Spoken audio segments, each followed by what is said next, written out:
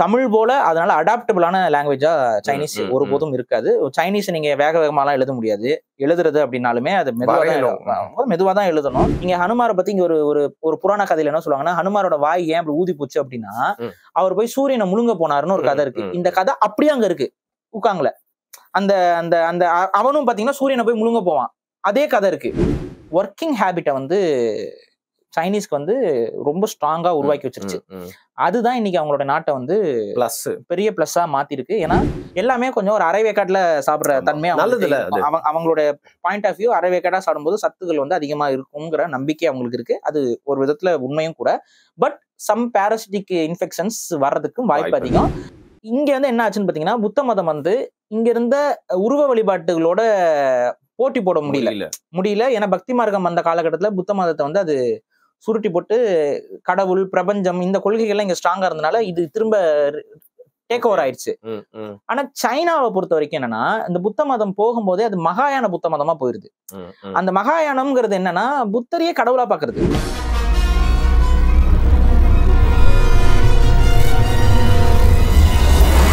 வணக்கம். ஏற்கனவே நம்ம வருண் டாக்ஸ்ல வந்து பாத்தீங்கன்னா ஒரு பாட்காஸ்ட்ல அமெரிக்காவை பத்தி வந்து பேச ஆரம்பிச்சு அதோட முதல் பகுதியோட நிறுத்தியிருக்கோம். அதை வந்து தொடர்ந்து பேசுவோம். பட் ரீசெண்ட் டைம்ஸ்ல அதிகமா வந்து செய்திகள்ல நம்ம பார்த்துட்டே இருக்கக்கூடிய ஒரு நாடு, நல்ல விஷயமாவும் சரி, நம்மளோட பார்வையில இருந்து வந்து நல்லது கெட்டது அப்படிங்கிறது ஒவ்வொருத்தருக்கும் வந்து மாறுபடும். ஆனா சைனா மேல எல்லாருக்குமே வந்து பாத்தீங்கன்னா அவங்களை இக்னோரே வந்து பண்ண முடியாது. சீனா அப்படிங்கிற இன்னைக்கு இருக்கிற நாடு, அன்னைக்கு இருக்கிற அந்த சைனீஸ் சிவிலைசேஷன் அப்படிங்கிறதையும் வந்து நம்மளால வந்து தவிர்க்கவே முடியாது. நம்மளுக்கும் அவங்களுக்கும் இந்த உறவுகள் மட்டும் இல்லாம இன்னைக்கு சீனா வந்து அமெரிக்காவெல்லாம் தூக்கி சாப்பிட்டு வந்து உலகத்துல முன்னணியில வந்து நின்று இருக்கிறதுக்கான காரணம் என்ன அப்படிங்கிற மாதிரி நிறைய விஷயங்கள் அந்த கண்ட்ரி எப்பவுமே பாக்குறப்போ ஒரு அதிசயமா தான் வந்து பார்க்க தோணும். நம்மளோட கல்ச்சர்ல இருக்கக்கூடிய நிறைய விஷயங்களை பாக்குறப்போ வந்து பெருமையா தோணும். சைனாவை பாக்குறப்போ வந்து பரவாயில்லையே, நம்மள மாதிரியே ஒருத்தர் ஈக்குவலா இருக்கானே, இவனை பத்தி தெரிஞ்சுக்குமேன்னு சொல்லிட்டு எப்பவுமே அவங்கள பத்தி ஒரு கியூரியாசிட்டி இருந்துட்டே இருக்கும். இன்னைக்கு சைனாவை பத்தி பல கோணங்கள்ல பாரி அவர்கள்கிட்ட வந்து கேள்விகளை கேட்டு தெரிஞ்சுக்கலாம். வணக்கம். வணக்கம். எப்பவுமே வந்து உங்ககிட்ட பேசுறப்போ நிறைய டாபிக்ல சைனாவை பத்தி சொல்றப்போ நீங்க ஒரு வாட்டி கூட அவங்கள வந்து அவங்க பிடிக்காத மாதிரியோ அவங்கள வந்து கீழே இறக்கி வந்து பேசினதே இல்லை. அப்போ வந்து நானும் நோட் பண்ணிருக்கேன், என்னடா அது நம்மகிட்ட ஒண்ணு இருக்குன்னா அவங்ககிட்டயும் அதே மாதிரி ஒண்ணு இருக்கு, அது யார்கிட்ட ஃபர்ஸ்ட் வந்துச்சு அப்படிங்கிறது டிபேட்டபிள் தான்.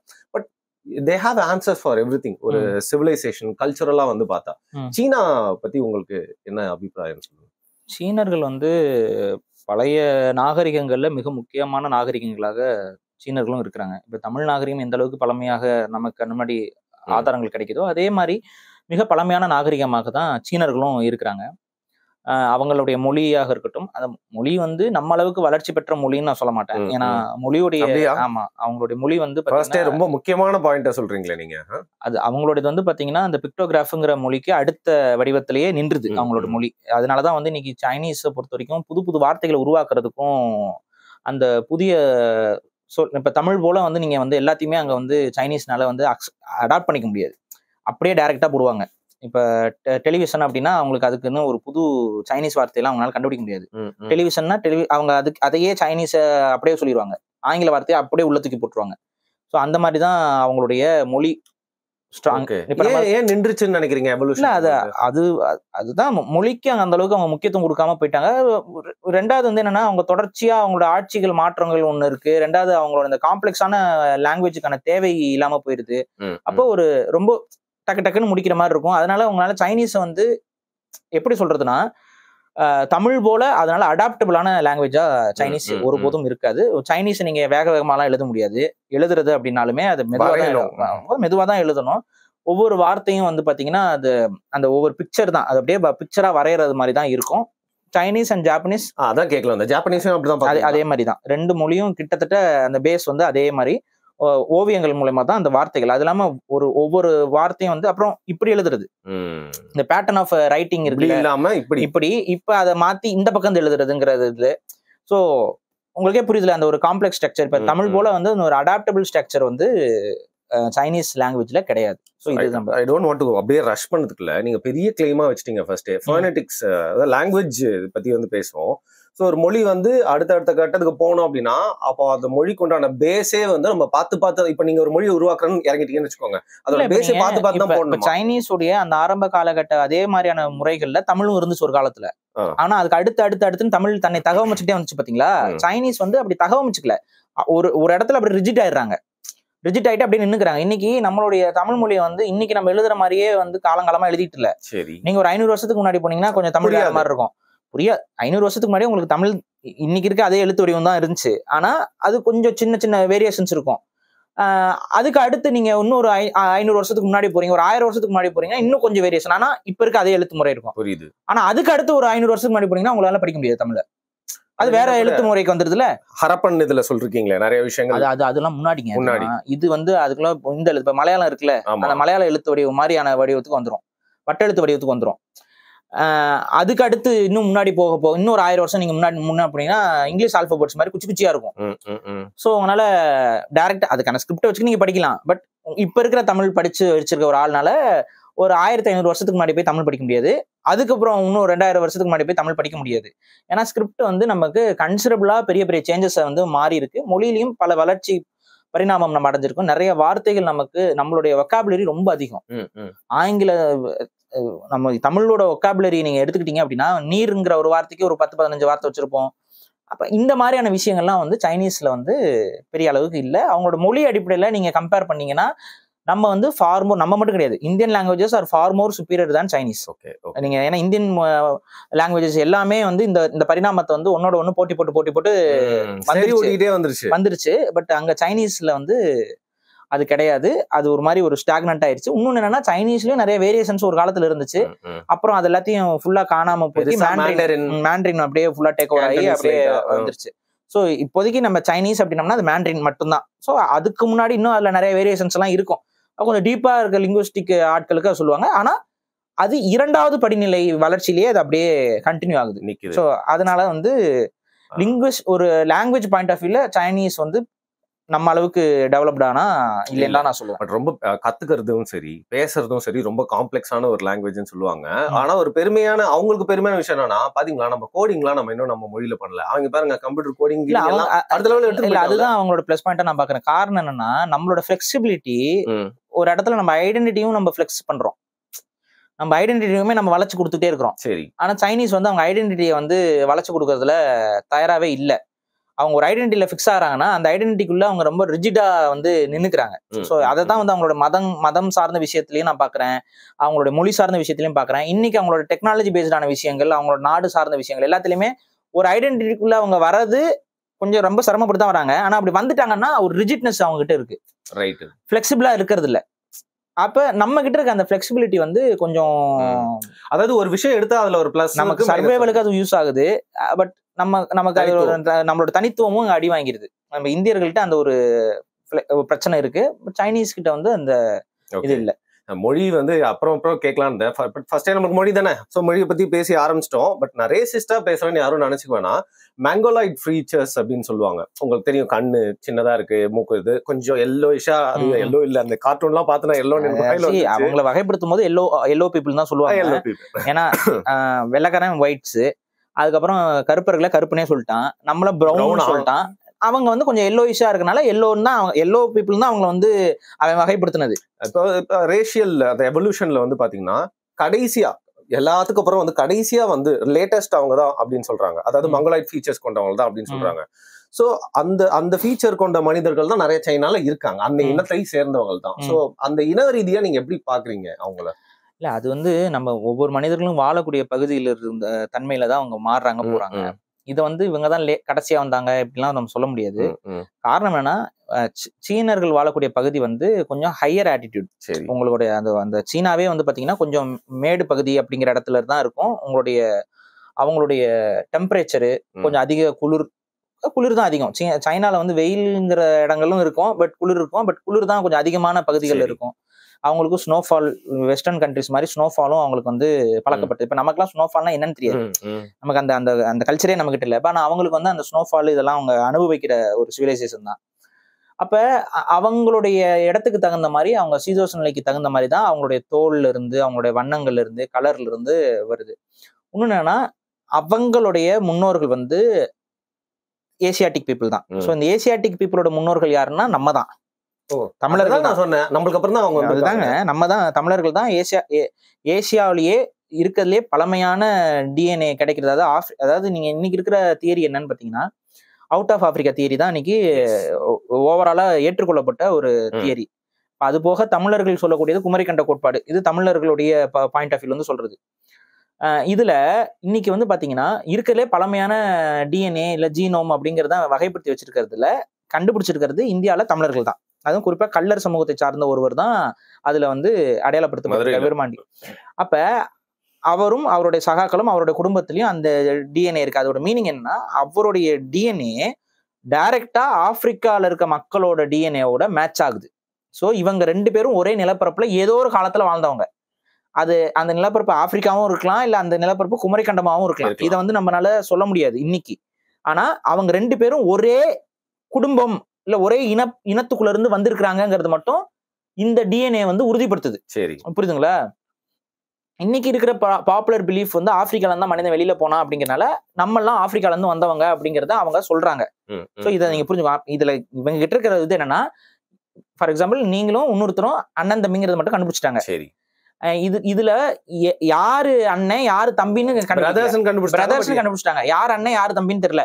இப்ப அண்ணன்னா அவரோட வீடு மூத்த வீடு அப்படிங்கிற மாதிரி கண்டுபிடிக்கலாம். சோ இவ்வளவுதான் விஷயம். அப்ப இங்க இருந்து அவன் அங்க போனானா, அங்க இருந்து இங்க வந்தானாங்கிறத வந்து இன்னும் ஃபர்தரா ரிசர்ச் பண்ணும் பொழுது இல்ல தமிழ்நாட்டுக்கு கீழே அகழ்வாய்வு செய்யும் பொழுதுதான் உண்மையான விஷயங்கள் வெளியில வரும். ஏன்னா இங்க தமிழ்நாட்டிலுமே வந்து பாத்தீங்கன்னா 3 லட்சம் ஆண்டுகளுக்கு பழமையான மனித நாகரிகங்கள்லாம் கிடைச்சிருக்கு. மனிதர்கள் வாழ்ந்ததற்கான கற்கால ஆயுதங்கள் 3 லட்சம் ஆண்டு பழமையானதெல்லாம் கார்பன் டேட்டிங் முறையில அட்டிரம்பாக்கம் அகழ்வாய்வுல நமக்கு கிடைச்சிருக்கு. சோ இதை நீங்க வச்சு பார்க்கும் பொழுது அவுட் ஆஃப் ஆப்பிரிக்கா தியரியவே அதை வந்து ப்ரீடேட் பண்ணி தான் அந்த அவுட் ஆஃப் ஆப்பிரிக்கா தியரிங்கிறது 1 லட்சம் ஆண்டுகளுக்கு முன்னாடி தான் மனிதர்கள் வந்து ஆப்பிரிக்கா விட்டு வெளியில வந்தாங்க. அதை டீபங்க் பண்ற மாதிரி 3 லட்சம் ஆண்டுகளுக்கு முன்னாடி இங்க மனிதர்கள் இருந்தாங்கிறத உறுதிப்படுத்துது. சோ இது இன்னும் ஒரு டிபேட்டபிளான ஒரு விஷயம் தான். சோ இதுக்குள்ள போக வேண்டாம். அப்ப இந்த அடிப்படையில் நீங்க பார்க்கும் பொழுது நம்ம கிட்ட இருந்துதான் சீனர்கள் இவங்கெல்லாம் போயிருக்கிறாங்க அப்படிங்கிறது அந்த ஏசியாட்டிக் ட்ரைப்ல இருந்து தான் அவங்க வந்து சைனீஸ் அப்புறம் இந்த மங்கோலாய்ட்ஸ் இவங்கெல்லாம் உருவாகிறாங்கிறது வந்து டிஎன்ஏ சாம்பிளிங் மூலமா இன்னைக்கு சொல்றாங்க. அப்ப நம்ம இங்க வந்த மனிதன் திரும்ப அங்க அடுத்து அப்படியே வட இந்தியா நோக்கி போய் அப்புறம் அங்க இருந்து அப்படியே போயிருக்கிறான் அப்படிங்கிறது தான். அதை உறுதி செய்யும் விதமாக இன்னைக்கு இருக்கிற அந்த சில்க் ரூட் இது எல்லாமே வந்து அந்த மனிதர்களுடைய வழித்தடங்கள்ல தான் வந்து உறுதி செய்யுது. இன்னொன்னு, சீனர்களுக்கும் தமிழர்களுக்கும் குறிப்பா வந்து பாத்தீங்கன்னா சொல்லலாம் ஒரு 3000+ ஆண்டுகள் வந்து தொடர்பு இருக்கு. ட்ரேட் வணிக தொடர்பே வந்து ஒரு 3000 ஆண்டுகளுக்கு முந்தைய காலகட்டம் வரைக்கும் நம்மளால உறுதியா சொல்ல முடியும். நாலேஜ் ஷேரிங் ட்ரேட் எல்லாமே இருந்திருக்கு. அவங்க கிட்ட இருக்கிற இண்டஸ்ட்ரி நம்ம கிட்ட வந்திருக்கு, நம்ம கிட்ட இருக்க இண்டஸ்ட்ரி அவனுக்கு போயிருக்கு. இந்த மாதிரி மாறி போயிருக்கு. இதுலயுமே எது முதல்ல எது ரெண்டாவதுன்னு நம்மளால சொல்ல முடியாது. பட் பட்டு உற்பத்தி அப்படி நீங்க எடுத்துக்கிட்டீங்கன்னா, பட்டு உற்பத்தியில இன்னைக்கு வந்து சீனர்கள் தான் அதை கண்டுபிடிச்சாங்கிற ஒரு பார்வை இருக்குல்ல. ஆனா சீனர்களுடைய பட்டு இருக்கிற அதே டைம்ல தமிழகத்திலயும் பட்டு உற்பத்தி வந்து ஸ்ட்ராங்கா தான் இருக்கு. புரியுதுங்களா? சீனால ஒரு மெயின் பிசினஸா அவங்க சில்க் ரூட் மூலமா கொண்டு போகும் பொழுது நம்ம கடல் வழியில அது அரபு நாடுகளுக்கும் அதை வந்து ஐரோப்பிய நாடுகளுக்கும் நம்ம கடல் வழியில கொண்டு போயிட்டு இருக்கோம். ரோமர்களுக்கும் கிரேக்கர்களுக்கும் தமிழகத்துல இருந்து பட்டு போயிருக்கு. இன்னொன்னு கவனிங்க, சீனாவுல இல்லாத அளவுக்கு பருத்தி ஆடைகள் நம்ம கிட்ட இருந்து போயிருக்கு. இல்ல இன்னொன்னு கவனிக்கத்தக்க விஷயம் என்னன்னா, ரோம் மற்றும் கிரேக்கத்துடைய பாய்மர கப்பல்கள் இருக்குல்ல, அந்த பாய்மர கப்பல்களுடைய பாய்கள் இருக்குல்ல, அது வந்து பருத்தியில செய்யற கடினமான போர்வை மாதிரியான மெட்டீரியல்ல பண்ணுவாங்க. அந்த பாய்கள் வந்து தமிழ்நாட்டுல நெய்யப்பட்டிருக்கு. இதுக்கெல்லாம் நமக்கு எவிடன்ஸே கிடைக்குது. அப்ப நம்ம வந்து நம்ம ஒரு இண்டஸ்ட்ரியலைஸ்டு சிவிலைசேஷன் இருந்திருக்கோம். ஆனா நம்ம சீனர்களோட ரொம்ப டைஅப்டான ஒரு சிவிலைசேஷனாவும் இருந்திருக்கும். கடல் வழியில, நில வழியில நம்ம வந்து கொஞ்சம் தூரம், ரொம்ப காம்ப்ளெக்ஸ் போறது. அந்த மலைகளை நம்ம நில வழியில போறதே வந்து ரொம்ப, அதனாலதான் வந்து ஆக்சுவலா வந்துட்டு நம்ம முருகதாஸ் எடுத்த 7ஆம் அறிவு படத்துல அவர் ஆக்சுவலா ஒரு தப்ப காமிச்சிருப்பாரு. என்ன? அவர் வந்து நில வழியில போற மாதிரி காமிச்சு வச்சிருப்பாரு. அந்த நீங்க அவர் ரூட்டை காட்டுவாங்க அதுல அந்த படத்துல, அவர் நிலத்திலேயே நடந்து போற மாதிரி காமிச்சு வச்சிருப்பாங்க. ஆனா ஆக்சுவலா அவர் நிலத்துல எல்லாம் போல, அவர் கப்பல் வழியா தான் போயிருக்காரு. ஏன்னா அவர் போதிதர்மன் வந்து இறங்கின போர்ட்ல தான் அவர் இறங்குறதா சொல்லுவாங்க. சோ அப்ப கடல் வழியா வரதுனாலதான் போர்ட்ல இறங்குறாரு. நிலம் வழியா போனா எதுக்கு அவர் போர்ட்ல போய் இறங்க போறாரு? இன்னொன்னு போதிதர்மர் பாட்காஸ்ட்ல நான் தான் சொல்லலாம்னு நினைச்சேன், காஞ்சி பட்டு. சோ அவங்க அந்த பட்டு மூலியமா ஒரு தொடர்பு, அவங்க காஞ்சிபுரம் பல்லவர்கள் வந்து வணிக தொடர்புல இருக்கிறாங்க. சோ அப்படி போயிட்டு வந்துட்டு இருக்காங்க. சீன துறவிகள் வந்துட்டு போயிட்டு இருக்காங்க. அது போக வந்து இப்ப சோழர்களை பற்றியும் இவங்களை பத்தியும் நிறைய சீன குறிப்புகள், பாண்டியர்களை பத்தி எல்லாம் சீன குறிப்புகள் நிறைய கிடக்கு. சீன அந்த பாயிண்ட் ஆஃப் வியூ நம்ம இன்னும் ஓவரா எக்ஸ்ப்ளோர் பண்ணல. ஏன் அப்படின்னா, சீனால வந்து சிவன் கோயில் இருக்கு. அந்த சிவன் கோயில நகரத்தார்கள் போய் கட்டியிருக்கிறாங்க. அந்த சிவன் கோயிலோட காலமும் ரொம்ப பழைய காலத்து சிவன் கோயில். அது இப்ப நேத்து கட்டினது இல்ல. அது ஒரு 1000 வருஷம் பழமையான சிவன் கோயில். என்ன உருவகம் இருக்கு அங்க? லிங்கம் தான். லிங்கம். சிவன் கோயில்னா லிங்க வழிபாடு தானே. தமிழர்கள் கட்டினா லிங்க வழிபாடு தான். ருத்ரன் அது அந்த உருவ வழிபாடு நம்ம கிட்ட இல்ல. லிங்கத்தை தான் சிவனா வழிபடுவோம். சோ சீனாவில் சீனாவுல ஒரு சிவன் கோயில் இருக்கு. யாரா கட்டினா நகரத்தார் செட்டியார்கள் கட்டியிருக்காங்க. அதோடைய காலமே 1000 வருஷத்துக்கு முன்னாடி இருக்கு. அப்ப இங்க இருந்து போய் அங்க வந்து ஒரு கன்ஸ்ட்ரக்ஷன் எல்லாம் பண்ற அளவுக்கு அவங்க வந்து எவ்வளவு ஸ்ட்ராங்கா அப்ப அங்க ஒரு சொசைட்டி இருந்தா தானே அதை பண்ணிருப்பாங்க. அந்த கோயிலை போய் சும்மா போய் கட்டி விட்டுட்டு வரமாட்டாங்க. அப்ப அங்க யாராவது ஒரு தொடர்ச்சி அங்க வாழ்ந்துகிட்டு இது பண்ணிட்டு இருப்பாங்க. அதே போல நீங்க வந்து மலாய்க்கா செட்டிஸ் எல்லாம் இருக்காங்க. மலாய்க்கா செட்டினா யாருன்னு போய் பாத்தீங்கன்னா, இங்க இருந்து போன நகரத்தார்கள் அங்க மலேசியா பகுதிகள் எல்லாம் அங்க குடியாகி அங்க இருக்கக்கூடிய மக்களோட கலந்து உருவான சமூகம் தான் மலாய்க்கா செட்டி. இன்னைக்கு வரைக்கும் இருக்கு. அதே போல சீனர்களோட கலந்து நகரத்தார் சமூகம் உருவான ஒரு பேரை ஆக்சுவலா நான் மறந்துட்டேன் அவங்க பேரை. அவங்க ஒரு சமூகம் இருக்காங்க, இன்னும் இருக்காங்க. இப்ப இந்த மாதிரியான தொடர்புகள் எல்லாத்தையுமே நம்ம வந்து அதிகமா பேசாமையே விட்டுட்டு இருக்கிறோம். நம்ம ரோம கிரேக்க தொடர்புகளையே கொஞ்சம் அதிகமா பேசுறோம். பட் சீனர்களோட ஏற்பட்ட தொடர்பெல்லாம் இன்னும் ஆக்சுவலா நிறைய ஆய்வு பண்றதுக்கு நிறைய இடங்களும் இருக்கு. அவங்களுடைய சைனீஸ் மைத்தாலஜில, தமிழர்களுடைய மைத்தாலஜில வர எல்லா கேரக்டர்ஸும் அங்க இருக்கு. கொஞ்சம் வேறு நீங்க இப்ப ஒரு பெரிய ஒரு பாப்புலரா ஒரு கேம் ஒன்னு ஃபேமஸ் ஆச்சு, கவனிச்சிங்களா? ஒரு மங்கி கிங். ஊகாங். இந்த ஊகாங்குக்கும் ஹனுமாருக்கும் ஆக்சுவலா நிறைய தொடர்பு இருக்கு. ஆக்சுவலா ஒண்ணா இதை பார்த்து அவங்க இன்ஸ்பயர் ஆயிருக்கணும், இல்ல அதை பார்த்து இவங்க இன்ஸ்பயர் ஆயிருக்கணும். இவ்வளவுதான் விஷயம். இந்த டிராகன்ஸ் இதுல சொல்லிருப்பீங்க நீங்க. அப்ப அதே போல நீங்க வந்து இன்னும் நிறைய ஸ்டோரிஸ் வந்து இப்ப ராமாயணத்தை பேஸ் பண்ணி அங்க ஒரு கதை இருக்கு, மகாபாரதத்தை பேஸ் பண்ணி அங்க ஒரு கதை இருக்கு. இப்ப இந்த தொடர்புகள் வந்து சீனார்களோட ரொம்ப நமக்கு நிறையவே இருக்கு. அதை வந்து கம்பேரிட்டிவ் ஸ்டடி எல்லாம் பண்றதுக்கு ஸ்பேஸ் இருக்கு. ஆனா அதெல்லாம் ரிசர்ச் எல்லாம் யாரும் எடுக்கல. சீனால இருக்க இந்த நான் சொன்ன அந்த மங்கி கிங்னு சொல்லக்கூடிய அந்த மங்கி கிங்குக்கும் ஹனுமாருக்கு இருக்கிற தகவல் நீங்க பாருங்க. நீங்க ஹனுமாரை பத்தி இங்க ஒரு புராண கதையில என்ன சொல்லுவாங்கன்னா, ஹனுமாரோட வாய் ஏன் அப்படி ஊதி போச்சு அப்படின்னா, அவர் போய் சூரியனை முழுங்க போனாருன்னு ஒரு கதை இருக்கு. இந்த கதை அப்படியே அங்க இருக்கு ஊகாங்ல. அந்த அந்த அந்த அவனும் பாத்தீங்கன்னா சூரியனை போய் முழுங்க போவான். அதே கதை இருக்கு. டூ மச் ஆஃப் மேட்ச்ல இது. அதே போல ஹனுமாருடைய ஆயுதம் வந்து கதை அப்படின்னு இருக்கும். அங்க வந்து பாத்தீங்கன்னா ஒரு தண்டு வந்து அவனுக்கு ஆயுதமா காட்டுவாங்க. அந்த இது இருக்கும். அப்புறம் அந்த வால் வந்து கீழே அதிகமா எலாங்கேட்டட் ஆகி அதுல ஏறி உட்கார்ற கதை அங்க அப்படி இருக்கு. இந்த கதையெல்லாம் எப்படி குரங்கு மனுஷன் அது வரைக்கும் ஒரு சிமிலாரிட்டி இருக்கு. அது ஓகே. பட் இந்த ஸ்டோரிலயும் சிமிலாரிட்டிஸ் வந்து அந்த கதையில வருது இல்ல. அப்ப இதுல இந்த ஹனுமார் கதை எங்க ஃபர்ஸ்ட் ஆரிஜினேட் ஆச்சு? இந்தியாவில ஃபர்ஸ்ட் ஆரிஜினேட் ஆச்சா, இல்ல அங்க ஃபர்ஸ்ட் ஆரிஜினேட் ஆச்சா, இல்ல இது எது வந்து எதை ப்ரீடேட் பண்ணுது? இதெல்லாம் நம்ம இன்னும் ஆய்வு படுத்தவே இல்லை. அப்படியே விட்டுட்டோம். அந்த கனெக்ஷனே அப்படி கட் பண்ணி விட்டுருக்கிறோம். சோ நிறைய அதுக்கு இன்னொரு ரீசன் என்னன்னு பாத்தீங்கன்னா, சைனீஸே நிறைய விட்டுட்டாங்க. சைனீஸ் நிறைய விட்டுட்டாங்கன்னா எந்த விஷயத்துல? அதாவதுங்க என்னன்னா, ஒண்ணு வந்து பாத்தீங்கன்னா இந்த கதைகள் எல்லாமே புத்த மதத்துக்கு முந்தைய கதைகள். அவங்களோட கல்ச்சரல் ஸ்டோரிஸ். இது புத்த மதத்துக்கு முந்தைய கலாச்சார காலகட்டத்துல ஒன்ஸ் புத்த மதம் வரும்போது என்ன பண்ணுதுன்னா, புத்த மதம் இது எல்லாத்தையும் உள்ள இழுத்துக்குது. அப்ப அதுக்கு இழுக்கிற மாதிரி இழுத்து அதுக்கு தகுந்த மாதிரி அது ஒரு சேஞ்ச் அந்த கதைகளுக்கு கொடுத்துருச்சு. அடுத்து அந்த புத்த மதம் ஒரு அடுத்த கட்ட வளர்ச்சி இதெல்லாம் போயிட்டு இருக்குது. அப்புறம் இவங்க சும்மா இல்லாம கம்யூனிஸ்ட் ஐடியாலஜிஸ்ல உள்ள வருது. கம்யூனிஸ்ட் ஐடியாலஜிஸ் என்ன பண்ணுது, புத்த மத பிலாசபி எல்லாத்தையும் போட்டு மண்ணா புதைச்சிட்டாங்க. புதைச்சு இன்னைக்கு இருக்கிற சைனீஸோடைய மெஜாரிட்டி பாப்புலேஷன் வந்து அவங்க புத்த மதத்தை ஃபாலோ பண்றாங்க. பட் அவங்க வந்து அதுல வந்து ஒரு இப்ப நம்ம இந்தியர்கள் ஹிந்துசத்தை ஃபாலோ பண்ற மாதிரி அவங்க டீப் ரூட்டடே கிடையாது.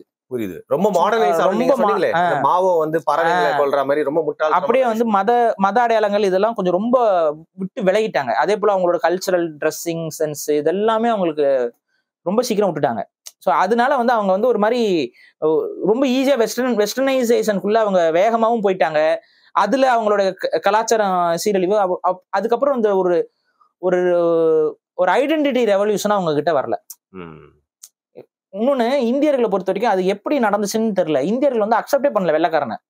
கடைசி வரைக்கும் அந்த 200 வருஷம் தாண்டியும் 200 வருஷம் அவன் ரூல் பண்ணிட்டு இருந்தாலும் வெஸ்டர்ன் அட்டையர்ஸ்க்கு வந்து நம்ம பெரிய அளவு வேகமா உள்ள போல. அதனால வேகமா உள்ள போகாதனாலதான் வேட்டி, புடவை, தாவணி எல்லாமே இன்னும் நடந்துகிட்டு இருக்கு. இன்னைக்கு வரைக்கும் அதெல்லாம் இருக்கிறதுக்கு காரணமே நம்ம வேகமா போகாதனாலதான். நம்ம அடிமையான காலகட்டத்துல இருந்து கணக்கு பண்ணி பாத்தீங்கன்னா அப்பவே வெஸ்டர்னைசேஷன் அக்செப்ட் பண்ணியிருந்தானா நம்மள என்னைக்கோ இதெல்லாம் காணாம போயிருக்கோம். அப்படியே வெஸ்டர்ன் நீங்க பாருங்களேன், இந்தோனேஷியா, சைனா, தாய்லாந்து, ஜப்பான்லாம் அவங்க ஊர் ட்ரெடிஷனல் ட்ரெஸ் நீங்க பார்க்க முடியாது டக்குன்னு முழுக்க. ஆனா இன்னைக்குமே நீங்க சொல்றேன் தமிழ்நாட்டுக்கு நீங்க வந்தீங்கன்னா வெஸ்டர்ன் அட்டையர்ஸ் தான் கம்மியா பார்க்க முடியும். சாரி அதிகமா பார்க்கலாம், வேட்டி சட்டை அதிகமா சென்னை பார்க்கலாம். விட்டுருங்க, கோயம்புத்தூர் இந்த மாதிரி நகர்ப்புறங்களை விட்டுருங்க, இங்க இப்ப தமிழர்களோட எண்ணிக்கையே குறைஞ்சிருச்சு. ஆனா நீங்க எந்த ஒரு தமிழர்கள் வாழக்கூடிய அதிக ஊர்ல போனா இப்ப கொஞ்சம் நைட்டி ஆதிக்கம் அதிகமாக இருக்கலாம். ஆனா பெரும்பான்மையா வந்து பாத்தீங்கன்னா லுங்கி, சரி லுங்கியும் நம்மளோடது கிடையாது, பட் அது நம்ம வேஷ்டி கூட இது மாதிரி இருக்கிறதுனால இதெல்லாம் கட்டிக்கிறாங்க. அதாவது எப்படின்னா அது அங்கிதான், அது லுங்கிங்கிறது அங்கிங்கிற தமிழர்களுடைய ஒரு இதுதான். ஆனா என்னன்னா நம்ம அதை வந்து காட்டன்ல நம்ம அதை செஞ்சுட்டு இருந்தோம், கலர்டா வராது. நம்மளோடது வெள்ளை கலர்ல நீங்க எப்படி நீங்க வேட்டி இருக்கோ அதே மாதிரிதான் அங்கி இருந்துச்சு ஒரு காலத்துல. அந்த அங்கி வந்து என்ன ஆகுதுன்னு பாத்தீங்கன்னா அப்படியே அங்க டிராவல் ஆகி இந்த முஸ்லீம் நாடுகளுக்குள்ள எல்லாம் பூந்து அங்க அது வந்து லுங்கியா மாறுது. அது லுங்கியா மாறினதுக்கு அப்புறம் அவன் கொண்டு வந்து திரும்ப அதை விற்கிறான், கலர்டு வெர்ஷன்ல விற்கும் போது நம்ம அதை கொஞ்சம் அதிகமா யூஸ் பண்றோம். ஸோ நம்மளோட அந்த பழைய லுங்கி மாதிரியே இதுவும் வசதியா இருக்கு, அது கட்டுறது ஈஸியா இருக்குங்கிறனால இது அப்படியே அடாப்ட் ஆயிட்டு இன்னைக்கு அது அங்கியா இல்லாம இன்னைக்கு லுங்கியா மாதிரி நமக்குள்ள கலந்துருச்சு. அது அங்கிதான் லுங்கியா மறுவீங்க. சொன்ன மாதிரி நம்ம ஊர்ல அந்த தாவணியோ இல்ல சாரியோ இல்ல வேஷ்டி சட்டைங்கிறது ரொம்ப ஈஸியா பாத்துலாம், துண்டு போட்டு இருக்கிறது. அவங்க ஊர்ல போனா அது ரொம்ப கஷ்டம் அப்படிங்க. அவங்க இதுல இல்ல, நீங்க போய் பார்க்க முடியாது. அவங்க இதுல இப்போதான் அந்த சினிமாக்கள்ல இதுலதான் நீங்க பார்க்க முடியும். நீங்க இப்ப சும்மா நார்மலா நீங்க போய் பாருங்க, அவங்களோட இதுல ரொம்ப கம்மியாயிருச்சு. அது இப்ப திரும்ப கொஞ்சம் கொஞ்சமா அந்த சினிமா இன்ஃபுளுன்ஸ் மூலமா அங்க அப்படியே கொஞ்சம் கொஞ்சமா வந்துட்டு ஒரு ஃபேஷனா அது திருப்பி வருது. மித்தபடி அவங்களோட கல்ச்சர்ல இருந்து அவங்க கொஞ்சம் விலகி போனதுக்கு அது ஒரு முக்கிய காரணம். அது எங்க வருதுன்னா அந்த குயிங் டைனாசிட்டிங்கிறது தான் கடைசி டைனாசிட்டி. அந்த குயிங் டைனாசிட்டி வந்து வெஸ்டர்ன் படையெடுப்புகளுக்கு பிரிட்டிஷ் இவங்க எல்லாம் போயிட்டு அங்க போய் சண்டை போடுறதுல இரையாயிருச்சு. அதுல வந்து ஃபுல்லா அவன் வெஸ்டர்னைசேஷனை வந்து அவன் பிசினஸ் மூலமா ஈஸியா பரப்பிட்டான். அவங்க பீரியட்லயே அவன் வந்து பரப்பிட்டான். ஸோ அது நம்ம ஊர்ல வந்து என்னதான் கம்பெனிக்காரன் கடை போட்டாலும் இது பண்ணாலும் நம்மள வந்து அவன் ரிசோர்சஸ் இதெல்லாம் எடுத்துட்டு இருந்தா அவங்க சீனர்களை வந்து ஒரு வியாபார சந்தை மாதிரி பார்த்துட்டான். ஸோ அவங்களோட சந்தையை கொண்டு போய் திணிச்சு அவங்களை ஈஸியா அவன் மாத்திட்டான். அவங்க ஓபிஎம் ட்ரேடு எல்லாத்தையுமே நம்ம கிட்ட இருந்து ரிசோர்சஸ் கேதர் பண்றது மட்டும் நம்மள யூஸ் பண்ணிட்டு இருந்தான். ஸோ அவன் செஞ்ச தப்பா இல்ல இதோ நம்ம செஞ்ச சரியான்னு தெரியல. பட் நம்ம அந்த கல்ச்சரல் வேல்யூஸ் அண்ட் ட்ரெடிஷனல் வேல்யூஸ்ல நம்ம கொஞ்சம் கடைசி வரைக்கும் பிடிப்பா இருந்துட்டோம். இந்தியாவுடைய சுதந்திர போராட்டமும் அதை வந்து தக்க வச்சிருச்சு. இந்தியா சுதந்திரம் அடைஞ்சதுக்கு அப்புறமும் கல்ச்சரல் வேல்யூஸ்க்கு முக்கியத்துவம் அதிகமா இருந்தனால நம்ம பக்குவமாவே இருந்துட்டோம். ஆனா சைனால அப்பவே அடி வாங்கினாங்க. அதுக்கப்புறம் வந்ததும் கம்யூனிசத்தை எடுத்துக்கிட்டனால அவங்க ரிலீஜியஸ் பேஸ்டான எல்லாத்தையுமே ஒழிச்சு விட்டுட்டு அவங்களும் வந்து மாடர்ன் சொசைட்டிங்கிற மாதிரி அந்த மாதிரி பார்வையில வந்து அது அந்த நாட்டோட வளர்ச்சிக்கு ஓரளவுக்கு உதவினாலும் முழுசா உதவுன்னு சொல்ல மாட்டேன். அங்கேயும் பஞ்சம் பட்டினி எல்லாம் நிறைய வந்துச்சு. மாவோட அந்த கிரேட் லீப் ஃபார்வர்டு இதெல்லாமே நம்ம விமர்சிச்சு பேசியிருக்கோம். கம்யூனிசத்தோட தோல்வியெல்லாம் நிறைய பேசியிருக்கோம்.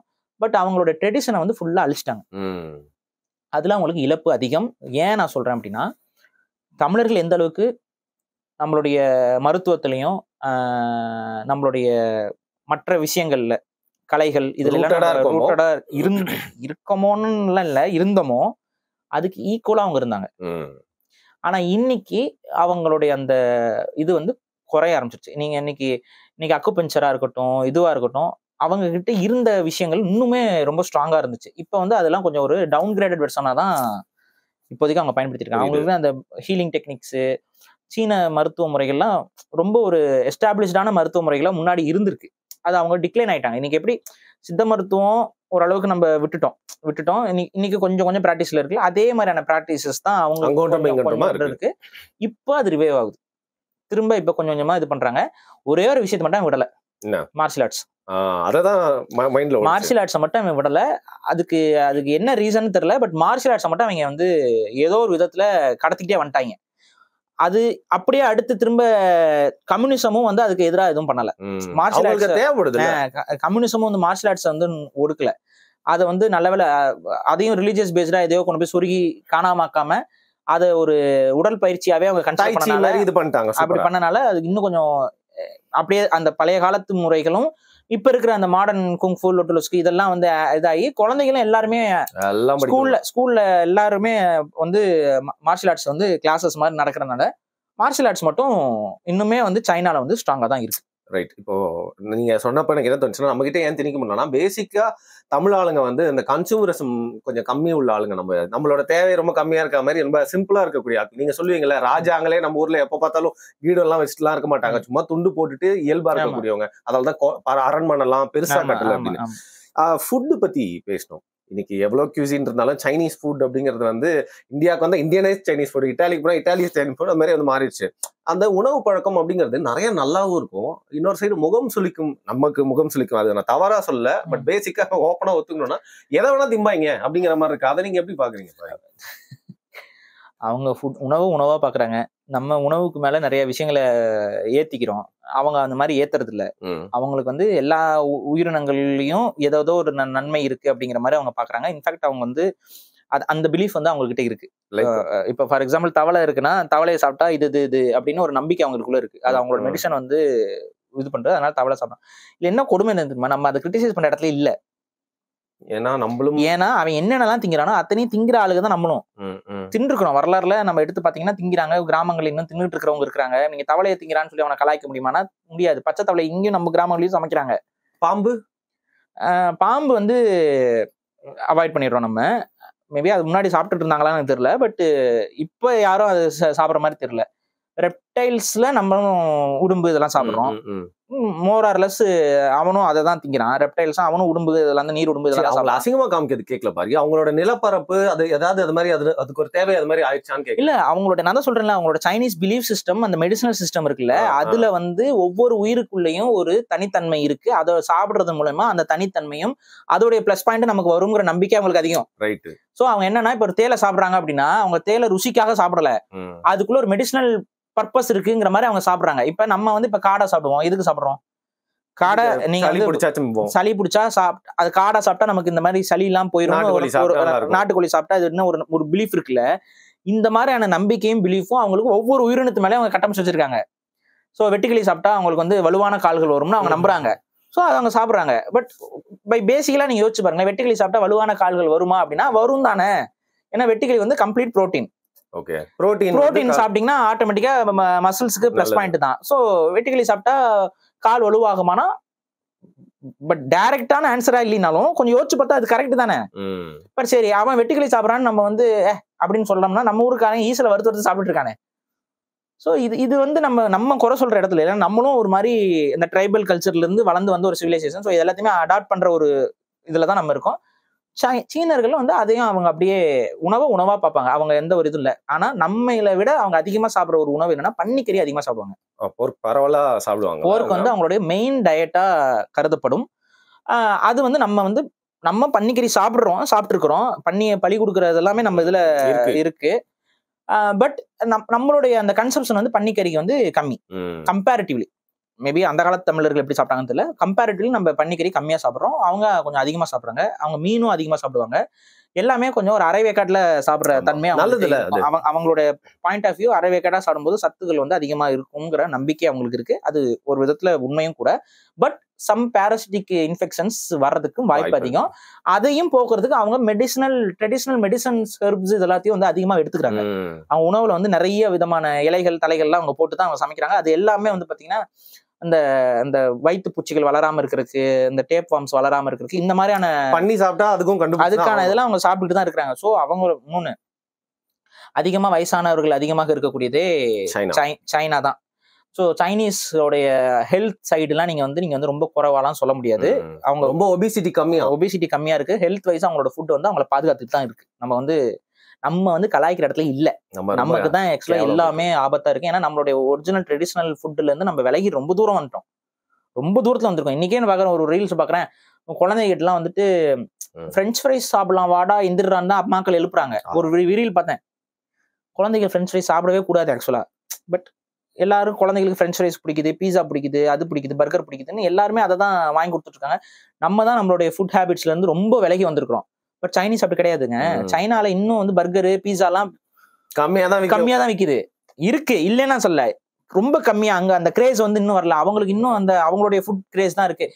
அவனோட ஃபுட்டை வந்து நம்ம கிட்ட திணிக்கிறான். இன்னைக்கு மோமோஸ் வந்து எல்லாரும் சாப்பிட்டு இருக்கோம். இல்ல உலகமே அதிகமா மோமோஸ் பிடிக்குமா? பிடிக்குங்க. இல்லங்க, நான் தான் சொல்ல வந்தேன், உலகமே அதிகமா இன்ஃப்ளூயன்ஸ் ஆயிருக்கு ஒரு கியூசின்னால சைனீஸ். ஆமா, சைனீஸ் ஃபுட் ஹேபிட்ஸ் அவன் உலகம் முழுக்க பரப்புறான். கம்பேரிட்டிவ்லி அது வந்து கொஞ்சம் ஹெல்த்தியர் ஆப்ஷனா தான் நான் பாக்குறேன். நம்ம இங்க சாப்பிடுற சைனீஸ்லப்பா யாரும் தப்பா. One of the best cuisine சொல்லக்கூடிய இட்டாலியன் கியூசினே பாதி வந்து சைனீஸ் கிட்ட இருந்து கடன் வாங்கி. ஆனா வந்து எனக்கு வந்து சைனீஸ் வந்து ஆத்தென்டிக் சைனீஸ் பிடிக்குமா அப்படின்னா முடியாது. நான் சாப்பிட்டிருக்கேன். நான் மலேசியா போனப்ப வந்து ஒரு ப்ராப்பர் சைனீஸ் ரெஸ்டாரண்ட்டுக்கு கூட்டு போனாங்க பசங்க. இதுதான் வந்து ஒரிஜினல் சைனீஸ் அப்படின்னு சொல்லி கூட்டிட்டு போய் கொடுத்தாங்க. அங்க வந்து ஒரு சூப் மாதிரி ஒரு விஷயத்த கொடுத்தாங்க. அதுல நூடுல்ஸும் இருக்கும், சூப்பும் இருக்கும், அப்புறம் மீன் பால்னு சொல்லி ஒரு ஃபிஷ் பால்னு சொல்லுவாங்க, அது இருக்கும். எதுவுமே வந்து பாத்தீங்கன்னா வெந்தும் வேகாத ஒரு பச்சை வாடை அடிக்கும். அதுக்குள்ள நமக்கு வந்து அது ஒரு கவுச்சி அடிக்கும். அது கொஞ்சம் நமக்கு ஒரு மாதிரி ஃபீல் பண்ணி குடிக்க முடியாது, ஒவ்வாமையா இருக்கும். ஆனா சைனீஸ் ஸ்வீட்ஸ் எனக்கு ரொம்ப பிடிச்சது. என்ன மாதிரி பேஸ்டா இருந்துச்சு? அது நிறைய வந்து ரைஸ் பேஸ்டா தான் இருக்கும். சைனீஸ் ஸ்வீட்ஸ் எல்லாமே வந்து ஸ்டிக்கி ரைஸ்னு சொல்லுவாங்கல்ல, அந்த ஸ்டிக்கி ரைஸ் பேஸ்ல நிறைய ஸ்வீட்ஸ் இருக்கும். அது இல்லாம நிறைய ஸ்வீட்ஸ் அவங்க கிட்ட இருக்கு. நான் சாப்பிட்டது சொல்றேன், அந்த இது இருக்கும். அது வந்து அது எனக்கு ரொம்ப பிடிச்சது. அந்த ஒரு பந்து மாதிரி இருக்குங்க. உள்ள ஒரு நம்ம ஊரு அந்த இது இனிப்பு விஷயமா இருக்கும். ஆனா உள்ள எல்லாமே ரைஸ் தான். ரைஸ் ஃபிளவர் உள்ள இருக்கிறதும் ஸ்டிக்கி ரைஸ் தான். அதை கொஞ்சம் இனிப்பா பண்ணிருப்பாங்க. அது ரெண்டையும் போட்டு ஒரு பந்து மாதிரி இருக்கும். அதுக்கெல்லாம் பேர்லாம் என்னன்னு தெரியல. அது சாப்பிட்டீங்கன்னா நல்லா சிவ்வியா இருக்கும். அது இப்படி கடிச்சு இழுத்தீங்கன்னா சிவ் பண்ற மாதிரி இருக்கும். அதெல்லாம் வந்து சாப்பிட்டா ஆக்சுவலா ரொம்ப நல்ல டேஸ்டியான ஸ்வீட்ஸ் வந்து சைனீஸ் ஸ்வீட்ஸ் இருக்கு. ஸோ நமக்கு அதுவும் நல்லா இருக்கும். ஆனா ரைஸ் பேஸ்ட் ஸ்வீட்ஸ் தான் நிறைய. உங்க கல்ச்சரை வந்து உலகத்து ஃபுல்லா வந்து திணிக்கணும், பரப்பணும்னா அதுக்கு இருக்கிறதுலே பெஸ்ட் வந்து ஃபுட் தான். அப்படி வந்து அவங்க பரப்பிட்டாங்க. இன்னும் நிறைய சிமிலாரிட்டிஸ் இருக்கு. இன்னொன்னுங்க, இப்ப இந்த நூடுல்ஸ் வந்து சைனீஸ் ஃபுட் இதெல்லாம் சொல்றோம்ல, நம்ம கிட்டயும் நூடுல்ஸ் எல்லாம் இருக்குங்க. நம்ம அதை நூடுல்ஸ் சொல்ல மாட்டேங்கிறோம். இது சேமியா தானே? சேமியா இருக்குது, சந்தகம் இருக்குது, அப்புறம் எல்லாமே இருக்கு. இடியாப்பமே ஒரு ஃபார்ம் ஆஃப் நூடுல்ஸ் தான். ஸோ இதெல்லாமே தமிழர்களும் கண்டுபிடிச்சிட்டாங்க. தமிழர்கள்ட்டையும் அந்த வே இருந்துச்சு. பட் ஆனா நூடுல்ஸ்னாவே நமக்கு யார் மைண்ட் வருது? அவங்க சைனீஸ் அப்படிங்கிற மாதிரி. இதுதான் வந்து அவங்களுடைய ஸ்ட்ராட்டஜி. கிட்டத்தட்ட அது எல்லா ஏசியாவில் இருக்க நிறைய சிவிலைசேஷன்ல அந்த நூடுல் பேஸ்டு ஃபுட்ஸ் இருக்கு. அது எல்லாமே ரைஸ் பேஸ்டு தான். விவசாயமும் ரைஸ்ல நம்ம தான் அவங்களுக்கு முன்னாடி, சீனர்களுக்கு முன்னாடி நம்ம தான். அப்ப நம்ம கிட்ட தான் எல்லாமே இந்த கண்டுபிடிப்புலாம் இருந்துச்சு. இருந்தாலும் நிறைய விஷயங்கள் வந்து அவங்க இன்னைக்கு எடுத்து லேபிள் ஒட்டிட்டாங்க. ரைட். அதாவது உணவை பத்தி பேசவே கூடாது, ஏன்னா பேசினா முடிக்க முடியாது, கடந்து போக முடியாது. லைட்டா பசிக்குது, அதனால அடுத்து போயிடலாம். நீங்க கரெக்டா ஒரு விஷயம் சொன்னீங்க, அந்த மிங் டைனாசிட்டி, குயிங் டைனாசிட்டி, அதெல்லாம் அதுக்கப்புறம் வந்து பாத்தீங்கன்னா புத்திசம் அப்படிங்கிற ஒரு விஷயத்தை எடுத்துட்டு வரீங்க நீங்க. ஸோ புத்திசம் கண்டிப்பா இங்க இருந்தா வந்து போகுது, அதை நீங்க ஒத்துக்கிறீங்கல்ல? ஸோ நீங்க அதுல சமயம் ஒரு மேட்டர் சொன்னீங்க, அது வேற ஒன்றுக்கு பொருந்தும். என்னன்னா அவங்களோட கல்ச்சரை வந்து புத்திசம் அப்சர்வ் பண்ணிக்கிச்சுன்னு. ஸோ புத்திசம் கண்டுபிடிச்ச சில விஷயங்களை இங்க ஒரு கல்ச்சர் வந்து அப்சர்வ் பண்ணி அது அவங்களுதுன்னு சொல்லி கொண்டாடிட்டு இருக்காங்க. ஸோ புத்திசம் வந்து இங்க செல்லானது அப்படிங்கிற தவறான வார்த்தை எப்படி அதிகமா வந்து அவங்க நம்மளோட அதிகமா எப்படிங்க எடுத்துக்கிட்டாங்க புத்திசமா அவங்க? அது எதனாலன்னு நினைக்கிறீங்க? இல்ல, அது அப்படி நம்ம பார்க்க தேவையில்ல. புத்திசம் வந்து பை பிலாசபி ஒரு குட் ரிலிஜன். நீங்களே புத்த பிக்குகளுடைய பிலாசபி எல்லாம் நீங்க பாத்தீங்கன்னா உண்மையிலே ஒரு நல்ல மதம் தான். அதனாலதான் புத்த மதம் வந்து ரொம்ப ஸ்ட்ராங்காவே தமிழ்நாட்டிலுமே இன்ஃபுளுன்ஸ் பண்ணுச்சு. ஆனா தமிழ்நாட்டுல அது இன்ஃபுளுன்ஸே பண்ணாலும் அதையும் கடந்து ஒரு பக்தி சார்ந்த ஒரு விஷயம் வரும் பொழுது அங்க புத்திசம் வந்து அடி வாங்குது. ஏன்னா எல்லா மக்களும் வந்து சிந்தனையின் அடிப்படையில, ஓர்மையின் அடிப்படையில, ஒருமித்த சிந்தனையோடையே தான் எல்லாரும் வந்து ஆன்மீகத்தை தேடுவாங்கன்னு புத்த மதம் அதை தான் நோக்கி போகுது. பட் இங்க வந்து என்ன ஆச்சுன்னு பாத்தீங்கன்னா, புத்த மதம் வந்து இங்க இருந்த உருவ வழிபாட்டுகளோட போட்டி போட முடியல. ஏன்னா பக்தி மார்க்கம் வந்த காலகட்டத்துல புத்த மதத்தை வந்து அது சுருட்டி போட்டு கடவுள், பிரபஞ்சம் இந்த கொள்கைகள்லாம் இங்க ஸ்ட்ராங்கா இருந்தனால இது திரும்ப டேக் ஓவர் ஆயிடுச்சு. ஆனா சைனாவை பொறுத்த வரைக்கும் என்னன்னா, இந்த புத்த மதம் போகும்போதே அது மகாயான புத்த மதமா போயிருது. அந்த மகாயானம்ங்கிறது என்னன்னா புத்தரையே கடவுளா பாக்குறது. இங்க வந்து புத்தர் வந்து ஒரு வாழ்ந்த மனிதர்ங்கிற ஒரு விஷயம் என்பது இங்க இருந்து இந்தியால இருந்த எல்லா மனிதர்களுக்கும் தெரியும். ஓகே, ஃபர்ஸ்ட் ஹேண்ட் இன்ஃபர்மேஷன் மாதிரி சொல்லுவாங்க, எல்லாருமே தெரிஞ்சுக்கிட்டோம். அப்ப ஒரு மனுஷன் அப்படிங்கிற ஒரு பாயிண்ட் வந்துருது. அந்த மனுஷங்கிற பாயிண்ட் வந்தோடனே என்னதான் இருந்தாலும் ஒரு மனுஷன் தானே அப்படின்னு ஆயிப்போயிருது. ஆனா அங்க வந்து புத்தர் வந்து வாழ்ந்தவர், பிறந்தவருங்கிற ஒரு சொல்லப்பட்டிருந்தாலும் அவர் வந்து அங்க ஒரு எக்ஸாட்டிக் பீயிங் அவர். அங்க இங்க நம்ம ஊருக்காரரு, அங்க ஒரு எக்ஸாட்டிக் பீயிங் அவரு. அப்ப ஆட்டோமேட்டிக்கா எங்கேயோ ஒரு தோன்றினாரு. இப்ப நம்ம ஊர்ல ஏசுநாதர் கான்செப்ட் மாதிரி தான். இப்ப நம்ம ஊர்ல ஏசுநாதர்ங்கிற போது அது வந்து ஒரு மாதிரி எங்கேயோ தேவதூதன். ஆனா அந்த ஊர்ல இப்ப சரி ஓகே, அவருடைய ஒரிஜினல் இனம் இல்ல, இன்னைக்கு அரமாய்க்காரங்க இருந்தாங்கன்னா அவரு நம்ம ஊருக்காரர்ப்பா அப்படிங்கிற ஒரு பார்வை இருக்கும்ல. அதேதான் இங்க இந்தியாவில நடந்துச்சு. புத்தருக்கு நம்ம ஊருக்காரரு அப்படின்னு சொல்லி அவரை விஷ்ணுவோடைய அவதாரம்னு சொல்லி இங்க லாக் பண்ணிக்கிட்டாங்க. அங்க வந்து அவர் தான் உலக கடவுள்களுக்கெல்லாம் கடவுள்னு, அவர் தான் என்லைட்டன், ஆனா அவர் தான் விஸ்டம், அவர் தான் உலக கடவுள்களுக்கெல்லாம் கடவுள்னு சொல்லி கொண்டு போயிட்டாங்க. அங்க இருந்த ஒரிஜினல் கடவுள்களை வந்து புத்தருக்கு கீழே கொண்டு போயிட்டாங்க. இருந்தது அவங்களுக்கும் கடவுள்கள், நிறைய கடவுள்கள் இருக்காங்களே, அந்த கடவுள் எல்லாத்தையும் அப்படியே புத்த மதம் தான். அதான் சொல்ல உள்ள இழுத்துக்கிட்டு புத்தருக்கு கீழே கொண்டு போயிட்டாங்க. புத்தருக்கு கீழே இவர் தான் மேல அப்படிங்கிற மாதிரி போய் இது வந்து இந்தியாவில எடுபடல. இந்தியால சைவம் வைணவம் எல்லாம் கொஞ்சம் ஸ்ட்ராங்கா இருந்தனால புத்தரை மேல பிளேஸ் பண்ண முடியல புத்திஸ்ட்னால. நம்மளால இம்போர்ட் பண்ண முடிஞ்ச ஒரே விஷயம் புத்திசம் தான். சைனா ஆமா, எக்ஸ்போர்ட் பண்ண முடிஞ்ச. சாரி. அப்ப ஆட்டோமேட்டிக்கா வந்துட்டு புத்த மதம் வந்து அங்க போய் ஸ்ட்ராங்கா போயிருது. அது அங்க இருந்து நிறைய அந்த பல தெய்வ வழிபாட்டுகள் எல்லாத்தையும் உள்வாங்கி, அதுவும் நம்மளுடைய ஒரு நீட்சியில போனது. அங்கேயுமே விஷ்ணு வழிபாடு, சிவன் வழிபாடு, கொஞ்சம் கொஞ்சம் வடிவங்கள் வேற மாதிரி இருந்தாலும் அந்த வழிபாடுகள் தான் இருந்துச்சு. ஆனா அங்க போய் அவங்களெல்லாம் இவர் கீழே போயிட்டு இவர் மேல போயிட்டாரு புத்தரு. ஸோ அந்த புத்திசம் வந்து கொஞ்சம் ஸ்ட்ராங்கா உருவாயிருச்சு. ஆனா நீங்க இந்தியாவுல பேசப்பட்ட புத்திசம் மாதிரி அது அந்த பியூரஸ்ட் ஃபார்ம்ல அங்க பேசப்படல. அது அங்க போகும்போதே ஒரு மிகைப்படுத்தப்பட்ட ஒரு மதமா போயிருச்சு. ரைட். இப்போ ஆர்கிடெக்சர் பத்தி எடுத்துக்கிட்டா நம்மளோட ஆர்கிடெக்சர் தமிழ் கட்டிடக்கலைன்னா நம்மளுக்கு பட்டன் ஞாபகம். அதே மாதிரி சைனீஸ்னா வந்து பாத்தீங்கன்னா அது ரொம்ப காம்ப்ளெக்ஸா, அவங்களுக்கு எதையுமே ஈஸியா பண்ணவே பிடிக்காதுப்பா, நாங்க காம்ப்ளெக்ஸா தான் பண்ணுவோன்ற மாதிரி. அந்த ஃபர்பிடன் சிட்டில இருக்கிற இடங்கள்லாம் கூட வந்து பாத்தீங்கன்னா அது உங்களுக்கு எப்பயும் அம்யூஸ் பண்ணிருக்கா? பரவாயில்லையே, அவங்க சொல்லேன் தமிழர்களுடைய கட்டிடக்கலைக்கு ஈக்குவலான கட்டிடக்கலையை கொண்டவர்கள் தான் சீனர்கள். ஆனா என்னன்னா அவங்களுடைய ஸ்ட்ரக்சர்ஸ் வந்து பாத்தீங்கன்னா கொஞ்சம் பரவலான ஸ்ட்ரக்சர்ஸ் இப்படி இருக்கும். ரொம்ப உயரமா அப்படி கட்டடத்தை அவங்க பண்ண மாட்டாங்க. ஏன்னா அது அதிகமா வந்து பில்ட் பண்றது வந்து வுட்ல. அவங்களோட ஆர்கிடெக்சர் நிறைய அது வந்து பாத்தீங்கன்னா வுட்டன் ஆர்கிடெக்சர் தான் இருக்கும். ஸ்டோன் ஒர்க் வந்து ரொம்ப கம்மியா தான் பண்ணுவாங்க. காவிங் பண்ணிருப்பாங்க. நம்ம வுட் ஒர்க் தான் அதிகம். உங்களுக்கு நீங்க சைனீஸ் ஆர்கிடெக்சர்னு போனீங்கன்னாவே வுட் ஒர்க் ரொம்ப அதிகமா இருக்கும். அதுலயுமே வந்து பாத்தீங்கன்னா மெட்டல் ஒர்க் இல்லாம வுட் ஒர்க் பண்ணுவாங்க. அதாவது எப்படின்னா நீங்க 2 மரத்தை சேர்க்கணும்னா நீங்க ஆணி அடிச்சு தான் சேர்ப்பீங்க. ஆனா அவங்க ஆணி அடிக்காம சேர்க்கறதுக்கு ஒரு டெக்னிக் வைப்பாங்க. அந்த 2 இதையும் கரெக்டா அதே மாதிரி வெட்டி சொருகி ஜாம் பண்ணி பிரஷர் இதுல வச்சு லாக் பண்ற மாதிரி பண்ணிருப்பாங்க. சோ அதனால என்ன ஆகும்னா அந்த இரும்பு துரு பிடிக்காது. அதனால அதுக்கு லைஃப் அதிகங்கிற ரொம்ப நாள் இருக்கும். இன்னொன்னு என்னன்னா அவங்களுக்கு அந்த ஸ்டீல் மேனுஃபேக்சரிங் இதெல்லாம் வந்து அந்த நம்ம அளவுக்கு அவங்களுக்கு அந்த காலகட்டத்துல கொஞ்சம் கம்மியா தான் இருந்துச்சு. ஸோ அவங்களுக்கு எது கரெக்டா வருமோ அதை வச்சு அவங்க நிறைய பண்ணிக்கிட்டாங்க. இங்க என்ன பாக்குறேன்னா அவங்களோட ஆர்கிடெக்சர் குறைச்சு நம்ம சொல்ல முடியாது. பட் இது வெரி அம்யூசிங் நல்லா இருக்கும். ஆனா அது வந்து வுட்டன் ஆர்கிடெக்சர்ல தான் அவங்க ரொம்ப ஸ்ட்ராங். ஸ்டோன் ஒர்க்ல நம்ம ஆளுக்கு தான் கெத்து. ஓகே. நீங்க ஸ்டோன் ஒர்க்ல நம்ம கூட அவங்க போட்டியே போட முடியாது. அவங்க கட்டின ஸ்டோன் ஒர்க்ஸ் வந்து நீங்க எடுத்துக்காட்டுக்கு நீங்க வந்து அவங்களோட சீன பெருஞ்சுவர் இதெல்லாம் நீங்க எடுத்துக்கலாம். ஸோ அவங்க வந்து பாத்தீங்கன்னா அவங்களோட கன்ஸ்ட்ரக்ஷன் வந்து பாத்தீங்கன்னா பெரிய பெரிய கல்லுகளை கொண்டு வந்து குமிச்சு வச்சு கட்டுற மாதிரி தான் கட்டிருப்பாங்களே ஒழிய அதுல வந்து ஒரு மார்புலஸான ஒரு கட்டடம்லாம் இல்ல. ஒரு பெரிய செவர் கட்டணும்னு கட்டினாங்க. அதுல காம்ப்ளெக்சிட்டி இருக்காது நீங்க சொல்ற மாதிரி. ஒரு பெரிய அளவு அந்த சிலை வடிவங்கள் இதெல்லாம் வந்து அவங்க நம்ம அளவுக்கு போட்டி போடுற அளவுக்கு அவங்க வளரல. ரைட். இப்போ மாடர்ன் அதனால தான் நம்ம ஊர் சிற்பிகள் அங்க போய் கோயில்லாம் கட்டி கொடுத்துட்டு இருந்திருக்காங்க. இன்னொன்னு என்னன்னா சைனீஸ் கோயில்ல சில கட்டிட ஒர்க் எல்லாம் இந்திய ஊழியர்கள் போய் அங்க வேலை செஞ்சிருக்காங்க. அதெல்லாம் நமக்கு குறிப்பே இருக்கு. அப்ப இந்த ஏன்ஷியன்ட் டைம்ஸ்ல நான் சொல்றது போய் இங்கிருந்து போய் அங்க போய் கட்டட வேலைகள்லாம் பண்ணிருக்காங்க. இதுதான் சொல்றேன். இதுதான் நம்ம வந்து எக்ஸ்ப்ளோர் பண்ணி இந்த வெளியில கொண்டு வரலாம். துணுக்கா கிடைக்குது நமக்கு. சின்ன சின்ன பிட்ஸ் அண்ட் பீசஸா கிடைக்குது. பட் அது எந்த நூற்றாண்டுல எந்த அரசர்கள் மத்தியில எவ்வளவு சம்பளத்துக்கு போய் வேலை பார்த்தாங்க இதெல்லாம் வைக்கும்போது நம்ம சொசைட்டியோட ஸ்ட்ரக்சர் எப்படி இருந்துச்சுன்னு கண்டுபிடிக்க முடியும். எவ்வளவு பேர் அங்க போயிட்டு வேலை பார்த்தாங்கன்னு தெரிய வரும். எவ்வளவு வியாபாரிகள் போனாங்கன்னு தெரிய வரும். இந்த இதெல்லாம் இன்னும் கொஞ்சம் நம்ம டீப்பா ஸ்டடி பண்ணணும். இன்னும் நீங்க சொன்ன சீன அதிபர் இங்க வரும்போது ஏன் மாமல்லபுரம் நீங்க அது ஏன் அப்படின்னா அந்த ஸ்டோன் ஒர்க் வந்து தமிழ்நாட்டுல இருந்து சீனாவுக்கு போனதுங்கிறது சைனீஸ்க்கு தெரியுது. சைனீஸ்க்கு நல்லாவே தெரியுது. இங்க இருந்து வந்து கன்ஸ்ட்ரக்ஷன் ஒர்க் அது நான் சொன்ன அந்த குறிப்பு இருக்குல்ல அவங்க மாமல்லபுரத்துல இருந்து தான் போயிருக்காங்க. அது ஒரு குறிப்பு இருக்கு. நம்ம அது யாரோ ஒரு இதுல வந்துட்டு அது அவங்க சைனீஸ் புக்ல ஏதோ ஒரு இதுல என்ன எழுதியிருப்பாங்கன்னா இங்கிருந்து போன இந்தியாவில இருந்து வந்த கன்ஸ்ட்ரக்ஷன் பண்ற அந்த கட்டிட தொழிலாளர்கள் இத்தனை பேருக்கு வந்து இந்த சம்பளம் இந்த மாதிரியான ஒரு குறிப்பு ஒண்ணு கிடைச்சிருக்கு நமக்கு. சோ அதை வச்சிருந்து தான் வந்து இங்க இருந்து அவங்க போய் ஒர்க் பண்ணிருக்காங்கிறது நமக்கு தெரியவே வருது. நீங்க சொன்ன இன்னொரு ஞாபகம் வருது. இப்ப மோடி போனார்ல இவர் ஜி ஜின்பிங் சஞ்சய் எதுவுமே கொடுக்கல. இங்க இருந்து போன போதி தர்மரோட உருவத்தை தான் கொடுத்திருக்காங்க. சோ நம்மளுக்கும் அவங்களுக்கு தான் பெரிய தொடர்பு இருந்திருக்கு. சோ மாடர்ன் சைனா கம்யூனிசம் பத்தி பேசணும்னா இதுல நாங்க பேச முடியாது. கம்யூனிசம்னு ஒரு பாட்காஸ்ட் பண்ணிருக்கோம். அதுல போய் பாத்துக்கோங்க. அதனால ஃபாஸ்ட் ஃபார்வர்ட் வந்துடுறேன் நான். அவங்க வந்து நிறைய விஷயங்கள் பண்றாங்க ரெவல்யூஷன் அப்படிங்கிற பேர்ல.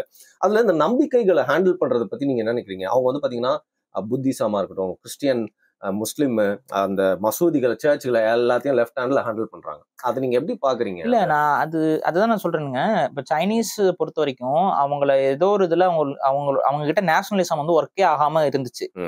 இன்னைக்குதான் வந்து நேஷனலிசம் 2012-15 இந்த காலகட்டத்துல தான் கொஞ்சம் டீப் ரூட்டடா ஒலிம்பிக்ஸ்லாம் நீங்க பார்க்க முடியும். இப்ப இந்த ஆட்சியில தான் வந்து நேஷனலிசம் சைனீஸ் நேஷனலிசம்ங்கிற கான்செப்டுக்குள்ளேயே அவங்க வராங்க. அதுக்கு முன்னாடி வரைக்கும் வந்து பாத்தீங்கன்னா ஏதோ தத்துவம் ஏதோ ஒன்று இந்த கம்யூனிசத்தை பிடிச்சிட்டு தொங்கிட்டு இருந்தாங்க. இதை வந்து அவங்களுக்கு ஒரு வலு சேர்க்கிற இந்த இவரோட ரிஜிம்ல தான் வந்து நேஷனலிசம்குள்ளேயே அவங்க வராங்க.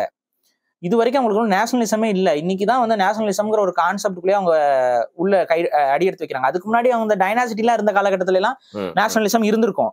பட் கம்யூனிசம் வந்து இந்த நேஷனலிசம் ஐடியாலஜியை ஃபுல்லா உடச்சு விட்டு குழப்பி விட்டு போயிருச்சு எல்லாரையும். இப்ப அவங்க வராங்க. இதுல என்ன நான் பாக்குறேன்னா, அந்த மக்கள் தங்களை ஒருங்கிணைத்து கொண்டு ஒரு நாமெல்லாம் ஒண்ணுங்கிற அந்த ஒரு பாயிண்ட் ஆஃப் வியூல ஏதோ ஒரு ஐடென்டிட்டிக்குள்ள வராங்கல்ல, அது ரொம்ப இம்பார்ட்டன்ட். இந்த இம்பார்ட்டன்ஸை வந்து மதங்கள் வந்து ஆக்சுவலா கெடுக்கும். கண்டிப்பா ஒரு நேஷனலிசத்துக்கு மதங்கள் வந்து கண்டிப்பா இடையூறு பண்ணும். இங்க இப்ப தமிழ் நேஷனலிசத்துக்கு இடையூறு அதிகமா இருக்குன்னு பாத்தீங்கன்னா, மத இடையூறுகள் உங்களுக்கு கொஞ்சம் அதிகமா தான் இருக்கும். இங்க இருக்க கிறிஸ்டியன்ஸ் எல்லாம் வந்து தங்களை தமிழர்னு யோசிக்கிறத விட தங்களை ஏதோ ஐரோப்பியர்னு நினைச்சுக்கிட்டு இருப்பான். இஸ்லாமியர்கள் அப்படி நினைப்பான். ஹிந்துசமும் இவனும் பண்ண இவன் என்ன பண்ணுவான், வீட்டுல பேர் வைக்கிறது எல்லாத்தையும் கொண்டு வந்து சமஸ்கிருத முறையில பண்ணிட்டு இருப்பான். அப்ப இந்த ரிலிஜியன்ஸ் வந்து பாத்தீங்கன்னா ஒரு நேஷனலிசத்துக்கு பெரிய தடை. இது கம்யூனிசத்துக்கும் ரிலிஜியன்ஸ் வந்து ஒரு தடையா இருந்தனால அது வந்து அவங்க வந்து ஃபுல்லா எராடிகேட் பண்ணாங்க. அது ஒரு மதிப்பே கொடுக்காம பண்ணாங்க. பட் இங்கதான் என்ன பிரச்சனை அப்படின்னா, ஒரு நேஷனலிசத்துக்கு பின்னாடி ரிலிஜியன் வந்து ஒரு வலுவாகவும் இருக்கும் சில இடங்கள்ல. ஃபார் எக்ஸாம்பிள் சீக் நேஷனலிசத்துக்கு ரிலிஜியன் வந்து வலுவா இருக்கும்.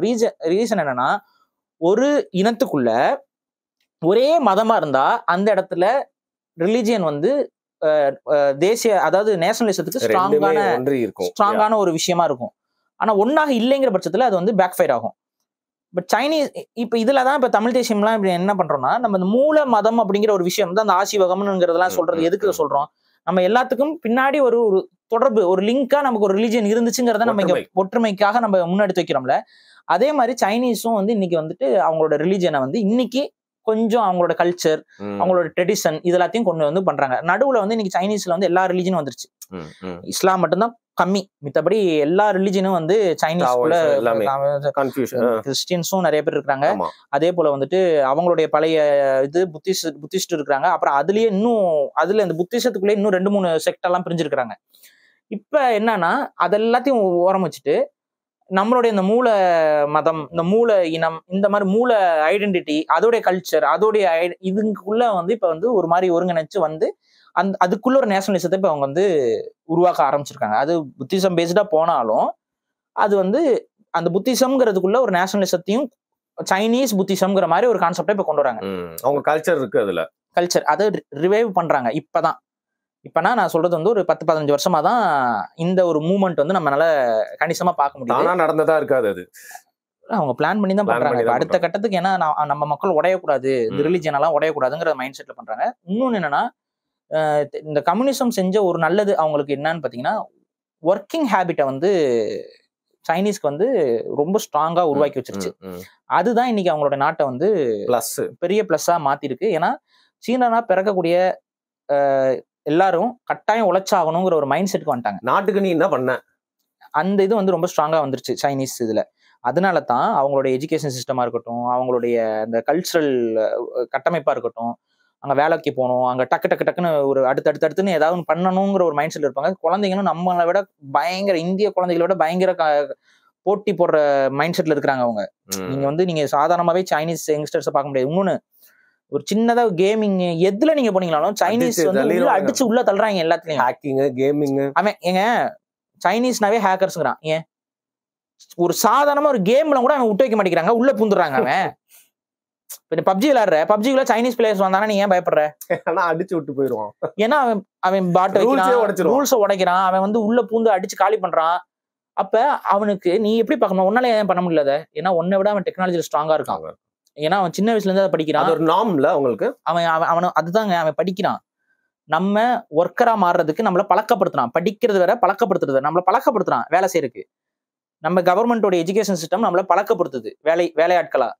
ஆனா அவங்களோட எஜுகேஷன் சிஸ்டம் வந்து அவங்கள வந்து பயங்கர ஸ்ட்ராங்கா என்ஃபோர்ஸ் பண்ணுது. இன்னொன்னு என்னன்னா, ப்ரொடக்ஷன் சைட்ல வந்து அவங்கள அடிச்சுக்க முடியாது. இன்னைக்கு அவங்கதான் நம்பர் 1. நம்ம வந்து கிராமங்கள் எல்லாம் வந்து எப்படி பயன்படுத்துறோம், கிராமப்புறங்கள்ல வந்து சாதாரணமா விவசாய மக்கள் அப்படின்னு மட்டும் இருக்கும். ஆனா இன்னைக்கு சைனாவுடைய கிராமப்புறத்துல விவசாய மக்களும் இருக்கிறாங்க. சைட் பை சைடு அங்க இருக்கக்கூடிய பெண்கள்லாம் வந்து பாத்தீங்கன்னா டெக்னாலஜி இண்டஸ்ட்ரிக்குள்ள வேலைக்கு போயிட்டு வராங்க. அவங்க அங்க டிவி அசம்பிள் பண்ற இடத்துல உட்காந்துருக்காங்க, அவங்க செல்போன் அசம்பிள் பண்ற இடத்துல உட்காந்துருக்காங்க. அவங்களுக்கு அந்த பேசிக் சொல்லி கொடுக்கப்பட்டிருது. ஒரு ஃபோன்ல எப்படி அசம்பிள் பண்ணணும், என்னென்ன யூனிட் எப்படி பொருத்தணும் பண்ணணும், ஏது என்ன டாய்ஸா வாடா டாய்ஸும் பண்ணி அனுப்புறோம். டாய்ஸ் பண்றாங்க, 3D இதுல ஜென்ரேட் பண்ண டக்குன்னு ஒரு டூப்ளிகேட்டை ஈஸியா பண்ணி அவங்களால ஈஸியா பண்ண முடியுது. டெக்ஸ்டைல் இண்டஸ்ட்ரியில அவங்கள அடிச்சுக்க முடியாம இன்னைக்கு வளர்ந்து நிக்கிறாங்க. நம்ம வந்து என்ன சொல்லிட்டு இருக்கோம், நம்ம இந்தியன் டெக்ஸ்டைல்ஸ் பாதுகாக்கணும்னா சைனீஸ் இம்போர்ட்ஸ் வந்து குறைங்கன்னு கெஞ்சிக்கிட்டு இருக்கோம் நம்ம. ஏன்னா சைனீஸ் டிஷர்ட்ல இருந்து எல்லாமே இங்க உள்ள வர ஆரம்பிச்சிச்சு, ரொம்ப ரேட் கம்மியான ரேட்ல எல்லாமே எல்லா பொருளும் high quality products low price வேல்யூஸ்லாம் அவனால ஈஸியா பிட் பண்ணி உள்ள கொண்டு வர முடியுது. இப்ப அந்த மார்க்கெட் ஃபுல்லா ஒரு காலத்துல நீங்க ஞாபகம் இருக்கா, சைனீஸ் ப்ராடக்ட் வந்து வேஸ்ட் அப்படிங்கிற ஒரு ஒரு ஒரு மார்க்கெட் ஸ்ட்ராட்டஜி, சைனா ப்ராடக்ட்னு சொல்லிட்டு உருட்டிட்டு இருப்பாங்க. இன்னைக்கு ரெண்டுமே பண்றாங்க பாரு, அதான் மேட்டர். அவங்க ஒரிஜினலும் பண்றாங்க, டூப்ளிகேட்டும் பண்றாங்க. இன்னைக்கு என்னன்னா சைனீஸ் ப்ராடக்ட்டுக்கு இருந்த அந்த நெகட்டிவ் எல்லாம் மறைஞ்சிருச்சு. இன்னைக்கு சைனீஸ் ப்ராடக்ட்ல கம்மியான ரேட்டு கொடுத்தா அதுக்கு தகுந்த மாதிரியான ப்ராடக்ட் கிடைக்கும், ஹை பிரைஸ்ல வாங்குனீங்கன்னா அதுக்கு தகுந்த மாதிரி நல்ல ப்ராடக்ட் கிடைக்குங்கிற மைண்ட் செட் வந்துட்டாங்கல்ல மக்கள். இன்னைக்கு நிறைய ப்ராடக்ட்ஸ் நம்ம இந்தியாவிலேயே பிராண்ட் பண்ணி விற்கக்கூடிய பல ப்ராடக்ட்ஸ் வந்து சைனால இருந்து வாங்கி நம்ம இந்தியன் பிராண்டை கொடுத்து வித்துக்கிட்டு இருக்கிறோம். ஸோ அவங்க வந்து டெக்னாலஜி வைஸ் ரொம்ப ஸ்ட்ராங் ஆயிட்டாங்க, அவங்களோட எஜுகேஷன் ரொம்ப ஸ்ட்ராங்கா இருக்கு. அவங்க மாதிரி நம்ம படிக்கிறது இல்லை, அவங்க எஜுகேஷன் நல்லா இருக்கு, நம்ம அவங்க எஜுகேஷன் பார்த்து கத்துக்கணும். ஓகே, ஆனா இன்னும் நம்ம ஏபிள் தான் இல்ல, அவங்க கூட போட்டி போடுறதுக்கு நம்ம தான் ஏபிளான ஒரே ஆளா இருக்கோம். நம்ம அவங்களோட போட்டி போட்டுட்டு தான் நின்றுட்டு இருக்கிறோம். பட் இருந்தாலும் அந்த போட்டியில நம்ம 2வது தான் நிக்கிறோம். அவன் முன்னாடி போயிட்டு இருக்கான். இன்னைக்கு அவங்களுடைய நீங்க பேசிக்கான பாருங்க, இந்தியா ராணுவம் விமானங்களை வாங்கி ஷோகேஸ் பண்ணுது. அந்த விமானத்தை தயாரிக்கிறவன் யாரு, வேற ஒரு கம்பெனிக்காரன். அந்த விமானத்தை தயாரிச்சு அதை வந்து நம்ம பைலட்ஸுக்கு ட்ரெயின் பண்ணி அந்த பைலட்ஸ் அதுல ட்ரைனிங் எடுத்துக்கிட்டு அதை கொண்டு வந்து நம்ம ஊர்ல ஓட்டி காட்டுறாங்க. அது இத்தனை விமானம் வாங்குறோம், 200 விமானம் வாங்கணும், விமானப்படையில இருக்கு. இப்ப நம்மனால ஒரு விமானத்தை தயாரிக்க முடியுமா அப்படின்னா பண்றாங்க. ஆனாலும் நம்மளோட ப்ராடக்ட்டை விட நம்ம எதை நம்புறோம், ஃபாரின் ப்ராடக்ட்டை நம்பி அது அவ்வளோ ரேட்டு கொடுத்து வாங்குறோம். இது இங்க நம்ம பண்ணிட்டு இருக்கோம். ஆனா சீனாக்காரன் என்ன பண்றான், சூப்பர்சானிக். அவன் வந்து அமெரிக்காவுடைய ஆயுதங்களுக்கு ஈக்குவலான ஆயுதங்களை அவன் உற்பத்தி பண்றான். ரொபாட்டிக்ல அவன் காட்டினானா, அவன் ட்ரோன், இவனும் ரொபாட்டிக் ட்ரோன்ஸை காட்டுறான். அவன் விமானங்களை காட்டினான், ஸ்டெல்த் ஃபிளைட்ஸை காட்டினா இவனும் ஸ்டெல்த் ஃபிளைட்ஸை காட்டுறான். அவன் ஏவுகணைகளை காட்டினானா இவனும், நம்மளும் ஏவுகணையில ஸ்ட்ராங்கா தான் இருக்கும். நம்ம வந்து ஈக்குவல் டு சைனா ஏவுகணை ஃபீல்டுல நம்ம ஸ்ட்ராங்கா இருக்கும். ஏவியேஷனை பொறுத்த வரைக்கும் நம்ம என்னன்னா லோ பட்ஜெட்ல நம்ம வந்து அதுலயும் நம்ம அடுத்தவங்களுக்கு தான் வேலை பார்த்துட்டு இருக்கோம். நம்மளுடைய இதுல அவங்களோட சேட்டலைட்ஸை போட்டு அனுப்பிட்டு இருக்கோம். இதுதான் நம்ம பண்ணிட்டு இருக்கோம். ஒரு சர்வீஸ் பேஸ்ட் மாதிரி அதை பண்ணிட்டு இருக்கோம்னு வைங்களேன். சைனா வந்து ஈக்குவலா எல்லா ஃபீல்ட்லயும் வந்து அவன் அடிச்சுட்டு போயிட்டு இருக்கான். அவனுடைய ப்ரொடக்ஷன் ரேட்டும் அதிகமா இருக்கு. ரிவர்ஸ் இன்ஜினியரிங் பண்ணிடுறான். ஒரு ஃபிளைட்னா அதை எடுத்து ரிவர்ஸ் இன்ஜினியரிங் பண்ணி அவன் வேற மாதிரி ஒன்று பண்ணிடுறான். ஸோ அவங்கள நம்ம குறைச்சி இடம் போடக்கூடாது. ஆனா இந்தியாவும் சீனாவும் சண்டை போடுற இடத்துக்கு வர வேண்டிய அவசியமும் இல்லை. ஒரு பொட்டன்சியல் நண்பனா கூட நீங்க சீனாவை அணுகிறது சரியான அணுகுமுறையா இருக்கும். இன்னைக்கு இருக்க அந்த நில பிரச்சனை, எல்லா பிரச்சனை எல்லாம் கொஞ்சம் ஓடிக்கிட்டு இருக்கு. அதை கொஞ்சம் இந்தியாவும் சீனாவும் சார்ட் அவுட் பண்ணிட்டாங்க அப்படின்னா, இன்னும் நான் சொல்றேன், சீனாவுக்கு இந்தியன் மார்க்கெட் வேணும். இந்தியா இல்லாம சீனானால சஸ்டைன் பண்ண முடியாது. இந்தியாவும் ஒரு பெரிய மேஜர் பாப்புலேஷன் கொண்ட கண்ட்ரிங்கனால நம்மளை டிபெண்ட் பண்ணி அவங்க இருக்காங்க. அதே போல அவங்கள டிபெண்ட் பண்ணி நம்ம இருக்கோம். இது ஒரு மியூச்சுவலான ஒரு இது இருக்கு. இந்த இடத்துல 2 நாட்டுக்கும் பிரச்சனை வந்துச்சு அப்படின்னா 2 நாட்டுக்குமே ஒரு விதமான நஷ்டம். அவங்களுக்கு பொருளாதார நஷ்டம் ஏற்படும், நமக்கும் பொருட்கள் மூலியமா உள்ள வர பொருட்கள் மூலமா நமக்கு நஷ்டம் வரும். 2 பேருக்கு தான் வழி. அது நம்மளே பேசி. பட் நீங்க இப்படி யோசிங்களேன், இந்தியா அண்ட் சீனா யுனைடடா அமெரிக்காவோட ஸ்ட்ராங். பெரிய ஒண்ணும் பண்ண முடியாது, யாராலையும் கிட்டே வரும். இந்தியா அண்ட் சீனா ஒருங்கிணைஞ்ச ஒரு விஷயத்தை செய்யுது அப்படின்னா உலகத்துல எந்த நாடுமே அதுக்கு அகைன்ஸ்ட் டிக்டேட் பண்ணலாம். டே மெட்டா நான் சொல்றது கேளு, எல்லாமே எல்லா இண்டஸ்ட்ரியும் கண்ட்ரோல்ல கொண்டு வரலாம். சோ இந்தியாவும் சீனாவும் அந்த மாதிரியான, இப்ப அதுதான் பிரிக்ஸ்ங்கிறதெல்லாம் அதை நோக்கிய ஒரு நகர்வு தான். எல்லாமே வந்து அவங்களை பொறுத்த வரைக்கும் இந்தியா அண்ட் சீனா ஒரு நமக்குள்ள இருக்கக்கூடிய இந்த முரண்களை கொஞ்சம் ஓரம் வச்சுட்டு அந்த ஒரு ஒற்றுமைக்கான ஒரு சிந்தனையில யோசிச்சாங்கன்னா அமெரிக்காவெல்லாம் தூக்கி சாப்பிடலாங்கிறது தான் இப்ப இருக்க ஸ்டாண்டர்ட்ல நான் சொல்றேன். இன்னும் ஃபியூச்சர்ல நான் சொல்ல, இப்பவே அமெரிக்காவை தூக்கி சாப்பிட முடியும் இந்தியாவும் சீனாவும் ஒன்னானா. அதுல எனக்கு எந்த ஒரு மாட்டு கூட ரஷ்யா வந்துருச்சுன்னா அமெரிக்கா காலி. அந்த 3 பேர் நிக்கிற அமெரிக்கா இல்ல அமெரிக்கா இஸ்ரேலு அங்க இருக்க யூரோப்பியன் பிரிட்டன் கிட்ட எல்லாம் ஒரு பக்கம் நின்னா கூட இவங்க 3 பேர் ஒன்னா நின்னாவே முடிச்சு விட்டுலாம். அவங்க 3 பேரோட தலைவர்கள் ஒன்னா நின்னதுக்கே எல்லாருக்கும் வயிறு நிக்க. ஆமா, இன்னைக்கு அதுதான் உலகம் வந்து வேற திசையை நோக்கி நகர்ந்துரும். ரைட்டு, ரொம்ப லாங்கா போகுதுன்னு நினைச்சுக்காதீங்க. சைனா பத்தி நம்ம கம்மியா தான் அப்படியே ஃபாஸ்ட் பண்ணி கூப்பிட்டு வரேன் நான். கடைசி விஷயம், இப்ப அவங்க பாத்தீங்கன்னா அவங்களுக்குன்னு தனி கார்ஸ் இதெல்லாம் வச்சிருப்பாங்க, வெளியில இருந்து உள்ள போவாது. இன்டர்நெட் பத்தி எனக்கு பேசணும். அவங்களுக்குன்னு பாத்தீங்கன்னா வந்து பைடு அப்படின்னு சொல்லிட்டு ஒரு சர்ச் இன்ஜினா இருக்கலாம், யுகோகோ அப்படின்னு சொல்லிட்டு ஒரு யூடியூப்க்கு, பில்லின்னு நினைக்கிறேன், அது வந்து டிக்டாக், இன்டர்நெட்டை என்னது கிரேட் ஃபயர்வாலை போட்டு மூடி வச்சு அவன் உள்ள ஒண்ணு பண்ணி வச்சான். அதை நீங்க எப்படி, அது ஒரு சர்வாதிகாரமா இல்ல நன்மை தானா? இல்ல இது அவங்க மக்களுக்கு அதுதான் சரி. அது அவங்க மக்களோட ஒப்பிட்டு பார்க்கும்போது அது சரி. ஏன்னா இப்ப மத்த நாட்டோட இன்ஃபுளுன்ஸ் வந்து அங்க ரொம்ப கம்மியா இருக்கு. இப்ப அமெரிக்கா நினைச்சா அவங்க மக்களுக்குள்ள அண்டர்ஸ்ட உருவாக்க முடியாது. ஆனா இந்தியாக்குள்ள அதை உருவாக்க முடியும். அமெரிக்கா நினைச்சா அமெரிக்கா நினைச்சா இந்தியாக்குள்ள புரட்சியை உருவாக்கலாம், பிரிவினைகளை உருவாக்கலாம், பிரச்சனைகளை உருவாக்கலாம்.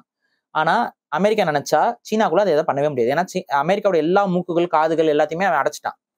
நீங்க இப்படி பார்க்கணும், ஃபேஸ்புக், அப்புறம் கூகுள், இது எல்லாமே ஏதோ ஒரு விதத்துல அமெரிக்க நிறுவனங்கள். சோ அதுகள் வந்து காதுகளாக, மூக்குகளாக, வாய்களாக செயல்படுது. புரியுதா? சோ அவனுடைய தாட் ப்ராசஸ் நம்ம கிட்ட திணிக்கிறதா இருக்கட்டும், அவனோட ப்ராடக்ட்ஸ் நம்ம கிட்ட விற்கிறதா இருக்கட்டும். இன்ஃபேக்ட் ஹாலிவுட் மூவிஸை வந்து அதிகமா ஸ்ப்ரெட் பண்ணி நம்ம கிட்ட திணிக்கிறதுல சோசியல் மீடியா ஒரு பெரிய பிளஸ் பாயிண்டா இருக்காது இல்லையா? இன்னைக்கு வந்து மார்வல் படம் இங்க வந்து பயங்கரமா இந்தியாவில் ஓடுதா போகுதுன்னா அதுக்கு ரீசன் என்ன? ஸோ அந்த அளவுக்கு அவங்களால இன்ஃபுளுன்ஸ் பண்ண முடியல. அந்த இன்ஃபுளுன்ஸ் நம்மளை விட சீனால கம்மியாக தான் அவங்களால பண்ண முடியும். சரி, ஹாலிவுட்லாம் போகுது, அங்க இப்ப ஹாலிவுட் படங்கள்லாம் போகுது. அதனாலதான் சைனீஸ் ஆக்டர்ஸ் ஒரு 2-3 பேரை இங்க வராங்க, தெரியுது, கொண்டு வந்து காமிச்சிட்டு பண்றான். பட் இங்க இருந்து அவங்க, அதாவது ஒரு அமெரிக்கா வந்து சீனாக்குள்ளோட இன்ஃபுளுன்ஸை விட சீனா அமெரிக்காக்குள்ள இருக்கிற இன்ஃபுளுன்ஸ் அதிகம். ஸோ இதுல சீனா வந்து பண்ற விஷயம் சரின்னு நான் சொல்லுவேன். அவங்களோட சாட்டிங் ஆப்ல இருந்து எல்லாமே அவங்களுடைய முதலாளிகளா இருக்கும்போது அவங்க பொருளாதாரம் அவங்களுக்குள்ள தக்க வைக்கப்படும். அதனாலதான் சீனாவோட growth ரொம்ப அதிகமா கண்ணுக்கு தெரியுது நமக்கு. Massive growth. அதுல ஒரு சில குறைகளும் இருக்கு. ஒரு சில சிட்டிலாம் இந்த கோஸ்டட் சிட்டிஸ் தான் சொல்லுவாங்க. அதாவது அதீத அகலக்கால் வைக்கிற விஷயங்கள்லாம் சீனா பண்ணிருக்கு. ஸோ அதெல்லாம் வந்து கொஞ்சம் ஒரு உள்ளூர ஒரு சில பிரச்சனைகளும் இருக்கதான் செய்து சீனால. பட் ஓவராலா அவங்களோட growth வந்து நீங்க குறை சொல்ல முடியாது. ஓகே, இறுதியா வந்து ஸ்பேஸ்ல பாத்தீங்கன்னா அவங்களுக்கே தனி வந்து ஸ்பேஸ் ஸ்டேஷன் கட்டிட்டான். டேய், நீங்க வேற வீடு, நாங்க வேற வீடுறா அப்படின்னு சொல்லிட்டு அந்த அளவுக்கு போயிட்டாங்க. இன்ஃபேக்ட் ஒருத்தங்களை பார்த்து ஆர்டிபிஷியல் சூரியன் எல்லாம் கொண்டு வராங்க. சூரியனையே வந்து ஃபேக்கா வந்து ஒரு நியூக்ளியர் ரியாக்டர் மாதிரி ஒண்ணு பண்ணி என்னமோ பண்ணிட்டு இருக்காங்க. அவன் வேற லெவல்ல எங்கேயோ போயிட்டான். அவனுக்கு வந்து இந்த சூரியனே எனக்கு வேண்டாம், எனக்கு தனியா ஒரு சூரியன் இருக்குன்னு சொல்ற அளவுக்கு அவன் போயிட்டு இருக்கான். லேண்ட் ஆஃப் கேட்டா விவசாயத்துக்கு இது பண்ணலாம், சோலார் கரண்ட்டுக்கு எங்களுக்கு அதிகமா கிடைக்கும்னு சொல்லிட்டு அவன் என்னமோ சொல்லிட்டு அவன் ஏதோ சூரியன்லாம் அதனால ஈக்காலஜிக்கல் ப்ராப்ளம் என்னன்னு நமக்கு தெரியல. பட் அவன் அதை பண்றான். செயற்கை சூரியனை உருவாக்குறான்னு போய் சுத்திட்டு இருக்கான் அவன். ஸோ அவன் எந்த அளவுக்கு போயிட்டான்னு நீங்களே பார்த்து தெரிஞ்சுக்கோங்க. ஒருத்தனை பார்த்து பொறாமப்படுறதோட, அவனை பத்தி தப்பா சொல்றதோட, அவன் கிட்ட இருந்து ஏதாவது நல்ல விஷயம் கத்துக்கலான்றதுனால தான் சைனாவை பத்தி ஒரு இன்ஸ்பைரிங் எபிசோடா இருக்கணும்னு நினைச்சேன். அது மட்டும் ஏன்ஷியன்ட்டா நமக்கு அவங்க தொடர்பு தான், மற்றபடி வேற எதுவும் இல்லை. நம்ம நாடு வந்து முன்னேறி நோக்கி போயிட்டு இருக்கிறதுன்றது இல்லாம சில விஷயங்கள்ல வந்து அடுத்தவனுடைய ஸ்ட்ராட்டஜி நமக்கு கரெக்டா இருக்கும்னு நினைச்சா அதை கொஞ்சம் அடாப்ட் பண்ணிட்டு போறது தப்பு இல்லை. அதுதான், அதனால அதை மனசுல வச்சுக்கணும். சீனாவுடைய எஜுகேஷன் சிஸ்டம் எனக்கு உண்மையிலேயே வியக்கத்தக்க விதத்துல இருக்கு. அவங்களுடைய மாணவர்கள், அவங்க படிக்கிற விதம், அவங்களுக்கான அந்த எக்ஸாம் ஃபேக்டர்ஸ், இதெல்லாம் நம்ம ஊரை விட கொஞ்சம் பெட்டரா இருக்க மாதிரி ஃபீல் ஆகுது. ஸோ அதெல்லாம் இன்னும் கொஞ்சம் நம்ம இங்க கொண்டு வந்தோம்னா நம்மளுடைய கல்வியும் இன்னும் ரொம்ப ஸ்ட்ராங் ஆகும். இப்பவே நம்ம ஸ்ட்ராங் தான். அதனாலதான் இன்னைக்கு அதிக அளவு டாக்டர்ஸ், அதிக அளவு ஐடி செக்டார்ல ஒர்க்கர்ஸா இருக்கட்டும், எல்லாமே வந்து நம்ம தரப்புல இருந்து அதிகமா போயிட்டு தான் இருக்கிறாங்க. இருப்பினும் இன்னும் பெட்டரா இருக்கிறதுக்கான ஒரு வாய்ப்பா அது அமையும். அதான் நம்ம சொல்றோம். ஓகே, ஸோ நம்ம அமெரிக்கா கிட்ட இருந்து பார்த்து கத்துக்கிறதோட சீனா கிட்ட இருந்து பார்த்து கத்துக்கிறதுக்கு நிறைய இருக்கு அப்படிங்கிறது தான் எனக்கு இந்த எபிசோட் மூலியமா வந்து புரிஞ்சுது. வேற வழியே இல்லை பாரி, திருப்பி சொல்லியே ஆகணும். தேங்க்யூ. நன்றி.